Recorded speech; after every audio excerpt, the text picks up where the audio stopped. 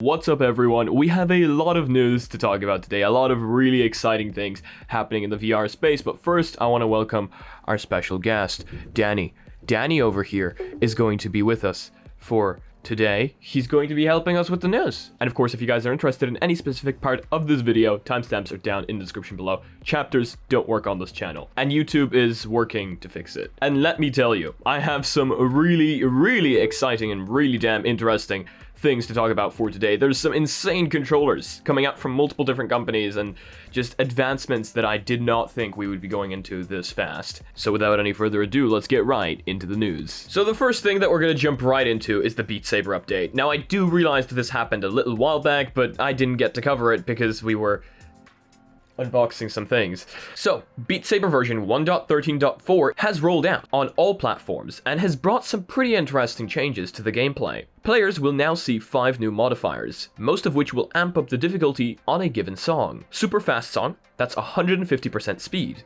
Pro mode, which is in beta, hitboxes are the same size as cubes. Wait, that's confusing. Weren't the hitboxes already the same size as the cubes? Strict angles, which is also in beta, you need to match your swing to the arrow direction more precisely.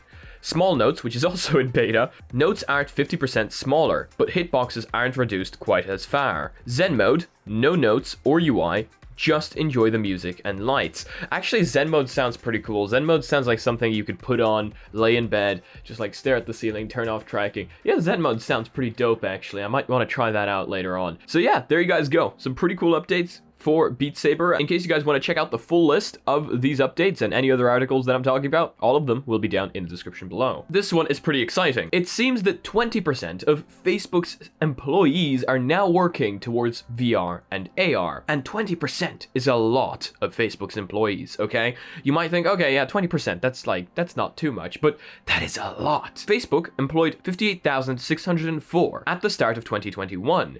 A new article from The Information counts nearly 10,000 people working in its AR/VR group. That's 70% of Facebook's employees working on mixed reality technologies, up from around 5% in 2017. That is quite a big update right there. Big upgrade, and it just proves that Facebook is pushing the VR and AR industry forward, and I do think that we might be seeing some AR tech coming out from Facebook this year. So that's pretty exciting. It seems that we are going to see faster AR and VR development now that more people are working on it. Pretty cool. But that's not it. Today morning I woke up to an article by Futurism that says Facebook shows off neural wristbands to control AR glasses. Now, I am a fan of neural tech. I actually got to try out a BCI that you put at the back of your head and control your PC with it. This seems to be one of the more exciting things because I'm also a huge fan of gesture control and gesture wristbands and gesture armbands and everything like that. I want to be able to control my music by just swiping. These wristbands use a small EMG to capture signals from the spinal cord. Why does that sound so horrifying? In September, Facebook CEO Mark Zuckerberg revealed that the company was planning on releasing augmented reality glasses as soon as 2021, which might be this year. Yeah, again, I think we might end up seeing some AR tech coming from Facebook this year. So for that, they're obviously going to need some form of control, and if you don't want to have gestures or recognition in front of the glasses, because that won't always be as accurate as genuine signals, you can have a wristband. The wristband captures neural input through electromyography, a process that involves scanning for electrical signals that travel through the spinal cord to the hand. Facebook claims that the signals are so clear the EMG can detect finger motion of just a millimeter. Okay, I want this. I genuinely want this. I know Zuck is now obviously going to see all my finger movements and gestures, but that also means that he can see me showing the finger to every ad that shows up. It's a win-win situation. Honestly, this seems really cool. It would be even cooler if they actually, you know what, that would probably be implemented. I was about to say if that wristband could connect to your phone so that you can control your phone using it, but the phone will probably connect to the glasses, and it's pretty cool. The whole idea is to lower the barriers of entry for AR and make the experiences as seamless as possible, basically what I was saying. What Facebook calls the next era of human-to-computer interaction. That is dope. Seriously, that is cool. So yeah, this is partially one of the things that we're going to be talking about today when it comes to really insane controllers coming out, because we have incredible hand tracking. Today I was just browsing through YouTube recommended, you know, as you do, and among all the cursed content that showed up, I also got this absolute gem of showcasing hand tracking working at its best. If you implement all these things that this person is talking about in this video, and this video will be linked down in the description below in case you guys want to check it out, hand tracking works like a charm, and it works absolutely incredibly. Obviously, if we can get this EMG device and this hand tracking technology, we would be on like a whole new level.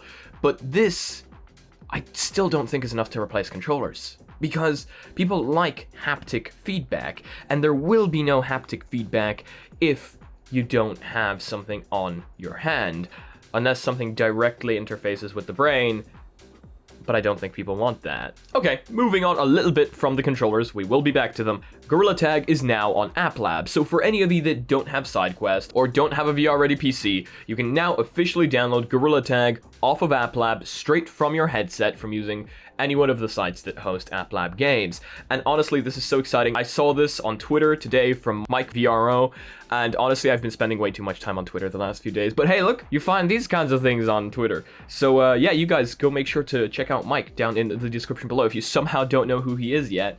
But yeah, great stuff. One of the like funner games to come out this year. It's very hilarious as well. So yeah, definitely expanding that to a larger audience is a good idea. This is an interesting one. Half-Life 2 port for the Oculus Quest 2 will probably never happen. In an excerpt, that's not a word, in an excerpt from our upcoming interview with community modder Simon Dr. Beef Brown, he said that he would love to port Half-Life 2 to the Quest, but that will probably never happen. The reason is mainly practical. All of Team Beef's ports are possible because the original games are open source, allowing them to be ported to Android for a Quest release. Half-Life 2 runs on the Source engine, which is free to use for Steam users, but not exactly open source, pun sorta intended. And therefore, any Quest ports of the game would not be direct translations of the original. Open source engines also allow modders to port the engines in full without running into any issues. So again,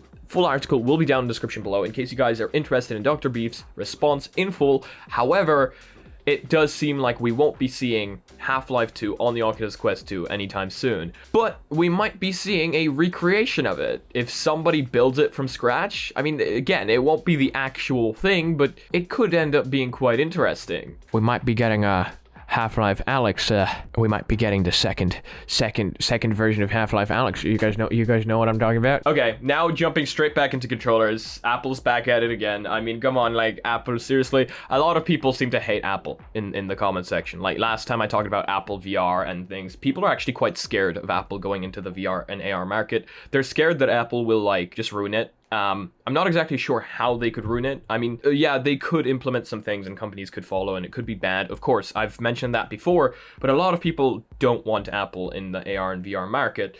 My kind of technique for that is if you don't like it, just kind of stay away from it. But I do understand that if they implement some things and other companies start jumping onto that bandwagon, it's going to be impossible to ignore it after a while. But it doesn't change the fact that they've come out with another pretty damn interesting controller for AR and VR that I think you guys might be interested in. A new Apple patent filing, first spotted by Patently Apple, may reveal work on the input device for the company's upcoming headset. A patent application filed this week titled Self-Mixing Interferometry-Based Gesture Input System. What? Now my English will just be gone. Great, thanks Apple. Including a wearable or handheld device, describes an input device consisting of two finger rings able to track a user's finger movements with reference to any surface, including in some cases the surface of another finger, the user's palm, and so on. Now this is quite interesting for a number of different reasons, because this is a completely different type of controller that we have never seen before. One thing's for sure, this thing ain't gonna track all your fingers, it's not gonna be an EMG. So personally, I'm not a big fan of this one. I feel it's going to be quite limited. I mean, sure, you could use two fingers to swipe, you know, next song, volume up, volume down. I always jump back to the music because I feel like the easiest kind of thing to show you guys on gesture controls and stuff. But I feel like this just wouldn't work for AR and VR. You need much more complex gestures. Like, let's say you're working on a document, right, in AR, and all of a sudden you just want to scrap it. You're like, oh no, this is bad. You want to grab it, throw it into the trash, right? I don't see how 2 finger rings would be able to see that entire gesture of grabbing something and throwing it into the trash. I could be completely wrong. Maybe technology is literally that far ahead, but I just don't see it. I don't know. Let me know what you guys think down below. As always, I'm very interested to hear your opinions on these things and see what you think. And then hopping back to hand gestures and gesture support and the leap motion. If any of you guys have the leap motion, I have some pretty interesting news. I was tagged on Twitter, and this guy created a leap motion visualizer for React. And honestly, it looks pretty damn cool. He asked me to check it out, and I did check it out. I watched the video. It looks really accurate, really cool. So I'm gonna leave a link to his Twitter post down below if any of you guys have a leap motion and are interested. The GitHub repo is right there for any of you that are interested in the releases or just want to check it out in general. And yeah, pretty cool, dude. Thanks for tagging me in this one. Now that I'm a little bit more active on Twitter, I genuinely get the tags. Pretty cool. Thanks for that. I swipe back. I get this. Guys, check this out. Look how cool that is. Look at that.